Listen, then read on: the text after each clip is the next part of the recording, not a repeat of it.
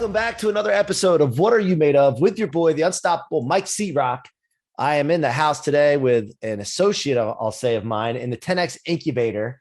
Dr. Crystal Morrison is a highly regarded executive advisor, strategist, leader, scientist, and tech entrepreneur now. She is the co-founder of Meerkat Village, which is one of the companies in the 10X Incubator. It's a software company dedicated to improving outcomes for children with special needs by building collaboration and communication among adults providing care. Recently, as I mentioned, she partnered with 10X Incubator to scale Meerkat Village and dramatically improve outcomes for 1 million children in 2 years. Dr. Crystal Morrison, welcome to the show. Hey, brother. How are you? Good to be here. I'm doing great. So we met on in Miami on an activity, I'll call it. An adventure.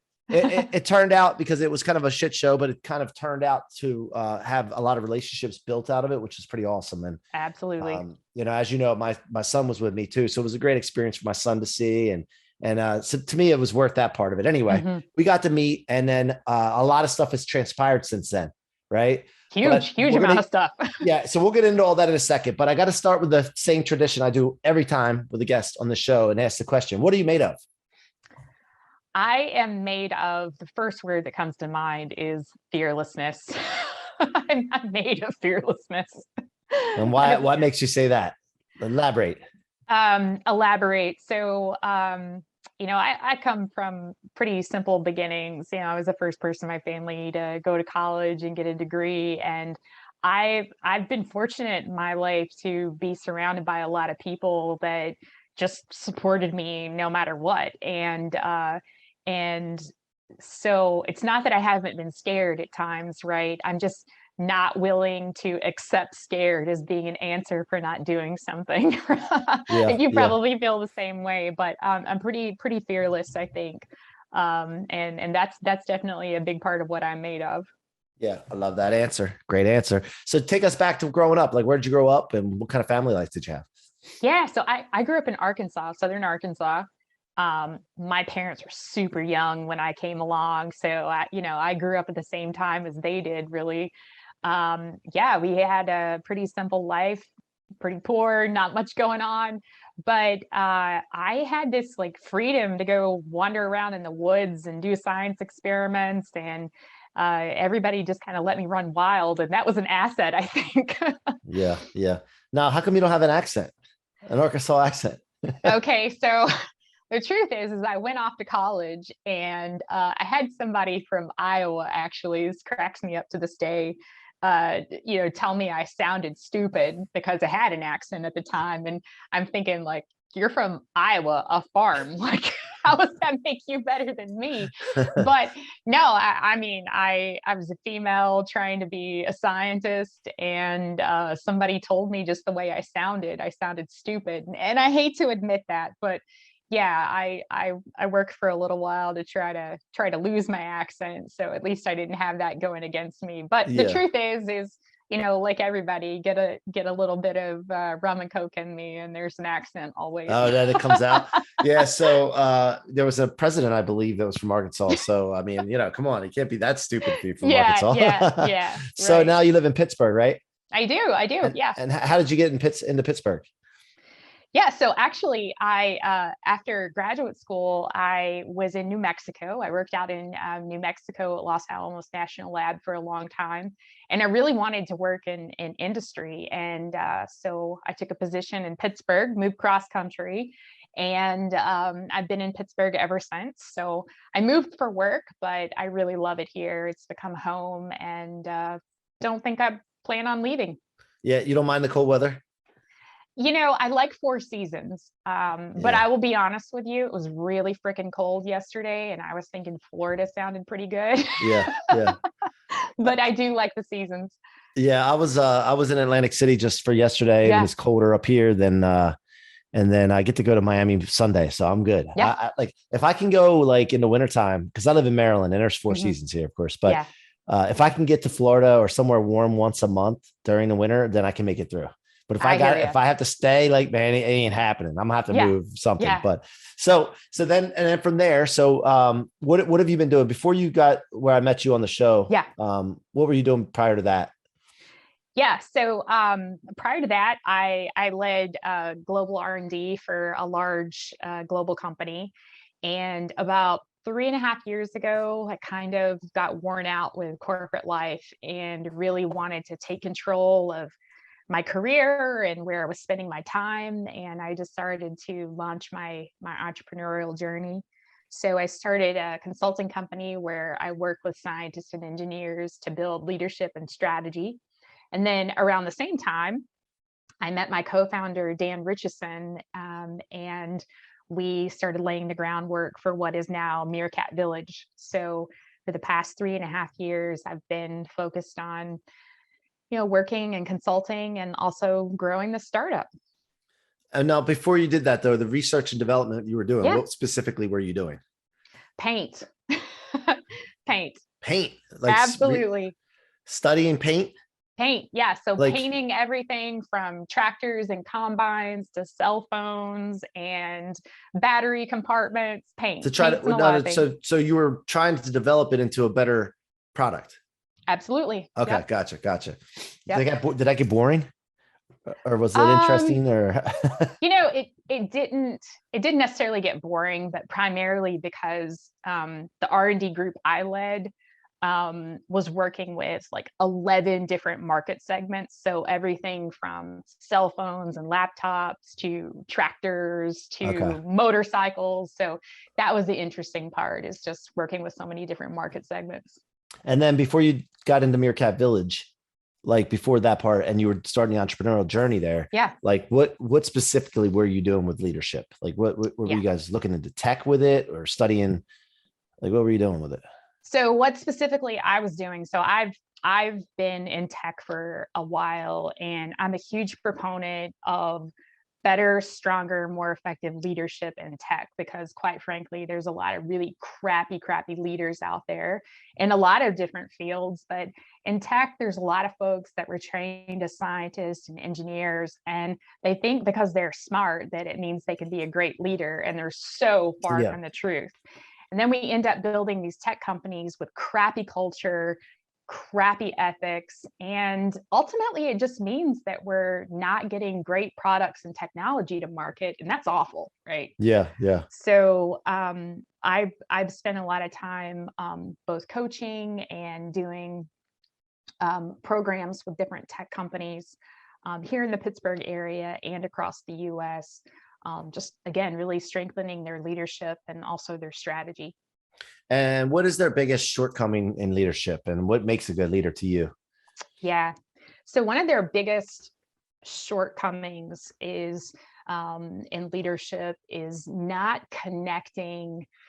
And we talked about this morning, right? Mission, but not connecting the mission of the company, or even having a mission as a company, but not connecting that mission of the company with what people are doing on a day-to-day basis.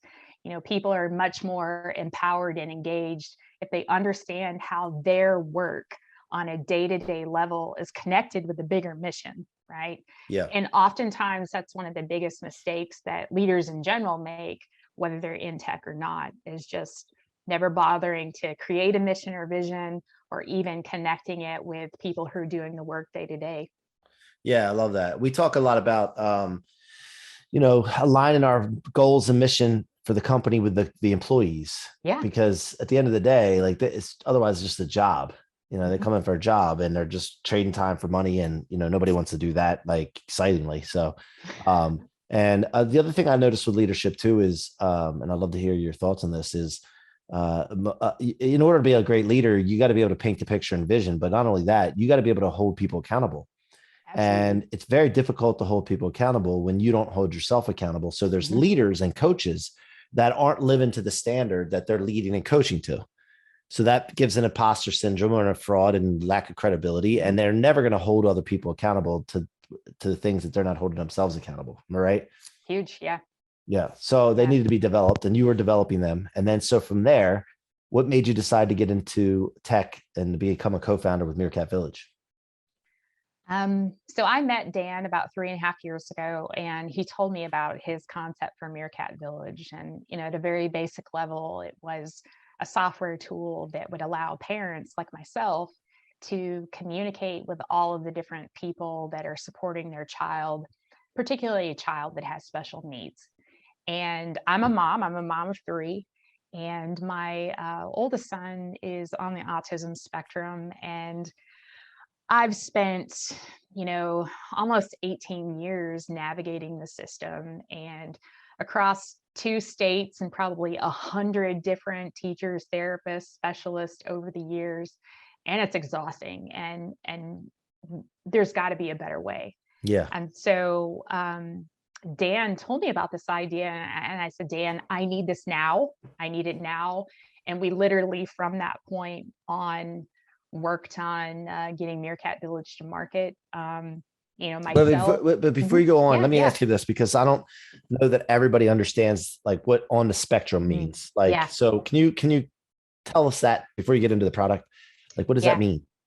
So my son was diagnosed with autism. He is, Asperger's in particular. So he's autism. The definition of autism is that it's a spectrum of many different things. In my son's case, he's very rigid, schedule oriented. He's made huge progress over the years, but special needs can really apply to a lot of things, whether it's autism or not. Can include sensory challenges, ADHD, a number of different things. Yeah. Gotcha. Okay. All right. That makes sense now. So you needed this product. So when Dan said something about this, you're like, I need it now. So then where did you go first? Like you were developing this before 10X Incubator? Yes. Okay. Yes. Got it. Dan had kind of like a spreadsheet, a concept for it. And myself, having been into R&D and product development and leading teams, I certainly had an idea of how to get a concept from, concept to reality and get products to market. So really started thinking about what are the basic functions that this tool needs to have. What do we want it to look like? What are the basic things it needs to do to be successful? And we worked with a small software company to create a functional prototype. That was pretty cool, but we didn't really want to work with them to develop the software. So we partnered with another software company to create the web-based platform, the web-based platform. And that was great. We developed an MVP, but we didn't really have the right team to scale the company and scale the product. And so that's what led me to 10X, and the team and the ability to build, scale and sell the company and get the product to market was a perfect fit for us. So prior to 10X, did you launch it at all into an MVP, or did you just get to the MVP? And how did that all go? That part beforehand? Yeah, we definitely did. We launched the MVP in the summer of 2020. Like so many things amid the pandemic. And we have a lot of really strong advocates for Meerkat Village. Again, it's a web-based platform, and it's very effective. It's a great tool, but we really needed an app. And we generated revenue. We have early users, and we've gotten a lot of great insight from those early users.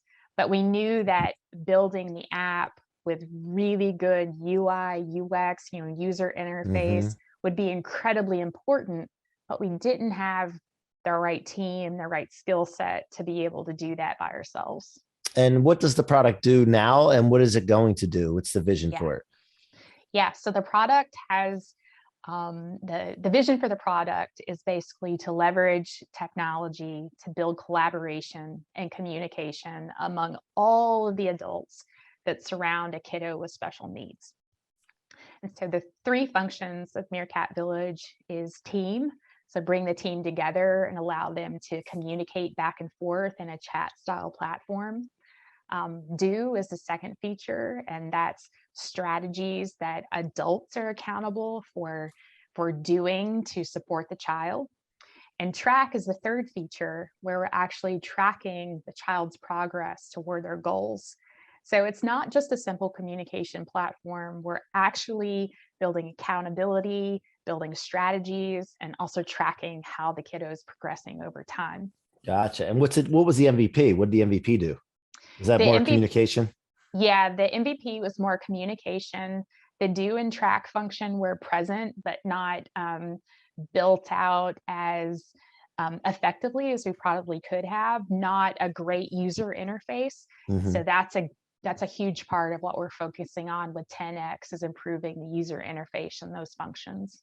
Gotcha. Okay, so Mhm. I love this. And where did the word the name Meerkat Village come from? So that is probably one of the coolest stories. I had no idea. But meerkats actually, get your Nat Geo hat on, Mhm. right?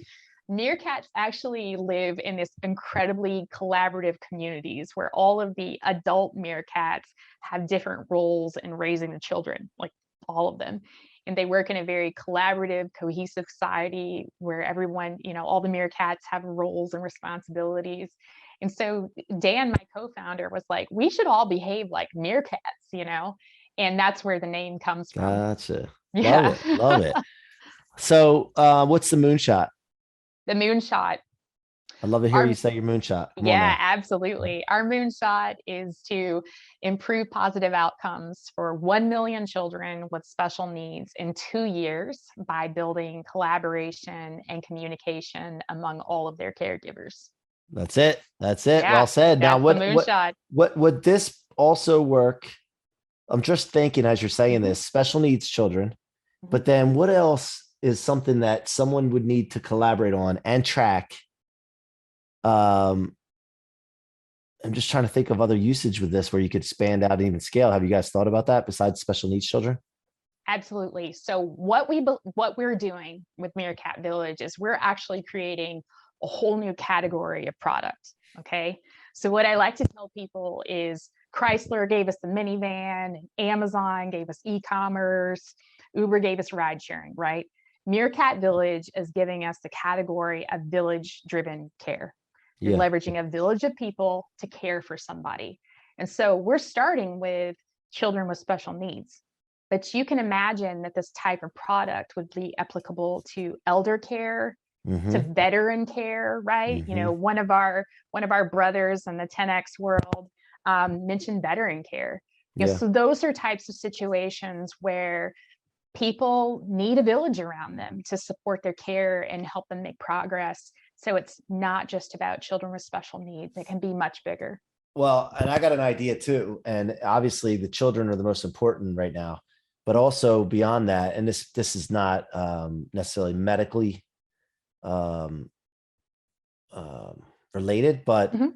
more like I was just, and I don't know why I thought of this all of a sudden, but like you're talking about a village to take care of somebody, then you could take it maybe a totally different product, but the same Mhm. technology and use it for like someone that's famous that has a team around them. Yeah, yeah. Like I was watching, the reason I say this is, and not to get off topic exactly what Meerkat does, because this is very important. I don't want to take anything away from that.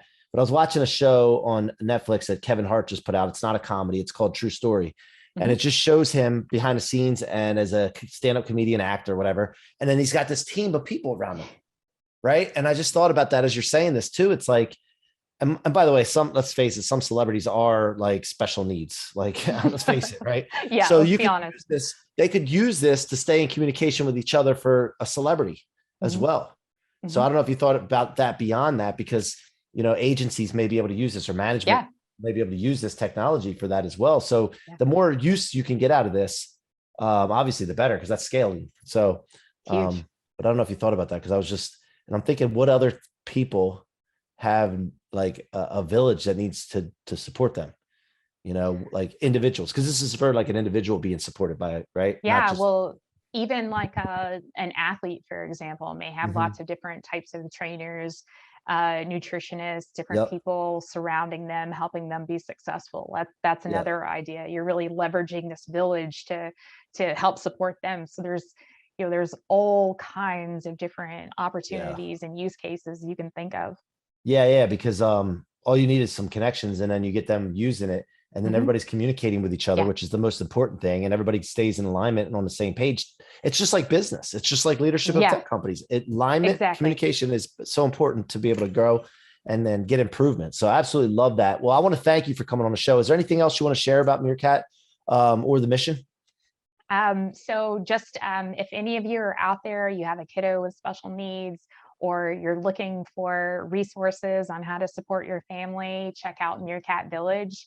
I'm sure that our social media links are going to be included here, but I encourage you to reach out, check it out, and certainly check out 10X Incubator, because we've got a force behind us and we're going to bring some big stuff to the world.